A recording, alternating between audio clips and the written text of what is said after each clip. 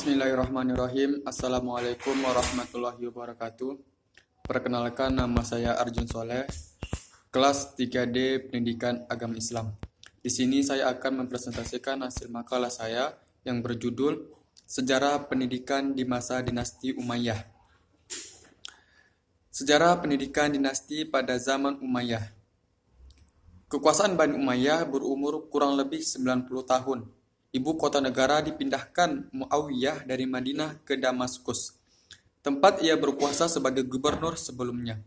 Muawiyah ibnu Abi Sufyan adalah pendiri di dinasti Umayyah yang berasal dari suku Quraisy keturunan Bani Umayyah yang merupakan khalifah pertama dari tahun 661 sampai 750 Masehi.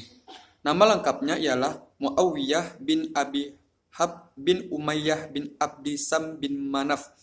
Setelah Muawiyah diangkat jadi khalifah, ia menukar sistem pemerintahan dari teodemokrasi menjadi monarki atau kerajaan dinasti, dan sekaligus memindahkan ibu kota negara dari kota Madinah ke kota Damaskus. Muawiyah lahir 4 tahun menjelang Nabi Muhammad SAW menjalankan dakwah Islam di kota Mekah. Ia beriman dalam usia muda dan ikut hijrah bersama Nabi ke Yastrib. Pada masa Khalifah Abu Bakar Siddiq dan Khalifah Umar bin Khattab, Umayyah menjabat sebagai panglima pasukan di bawah pimpinan Ubaidah ibnu Jarrah untuk wilayah Palestina, Suriah dan Mesir. Pada masa Khalifah Utsman bin Affan, ia diangkat menjadi wali untuk wilayah Suriah berkedudukan di Damaskus. Dengan demikian, dimulailah dinasti Umayyah. Bani Umayyah, perluasan daerah Islam sangat luas sampai ke timur dan barat. Begitu juga dengan daerah selatan yang merupakan tambahan dari daerah Islam di zaman Khulafa ar-Rasyidin, yaitu Hijaz, Syria, Irak, Persia, dan Mesir. Seiring dengan itu, pendidikan pada masa Bani Umayyah telah ada beberapa lembaga seperti kutub, masjid, dan majelis sastra. Pertumbuhan dan perkembangan pendidikan Islam pada masa Daulah Bani Umayyah. Pertumbuhan dan perkembangan pendidikan Islam pada masa ini berjalan seperti di zaman permulaan Islam. Hanya ada sedikit peningkatan sesuai dengan perkembangan Daulah Islamiyah sendiri. Sebagaimana telah diketahui bahwa pertumbuhan dan perkembangan pendidikan Islam dibagi dalam 5 periode. Sedangkan untuk pendidikan Islam Bani Umayyah masuk dalam kategori periode kedua, yaitu periode pertumbuhan pendidikan Islam yang berlangsung sejak Nabi Muhammad Sallallahu Alaihi Wasallam wafat sampai masa akhir Bani Umayyah. Pada zaman Daulah Bani Umayyah ada 3 gerakan yang berkembang dengan sendirinya, yaitu gerakan ilmu agama, karena didorong semangat agama sendiri yang sangat kuat pada waktu itu. Selanjutnya adalah gerakan filsafat, karena ahli agama di akhir Bani Umayyah mempergunakan filsafat untuk melawan Yahudi dan Nasrani.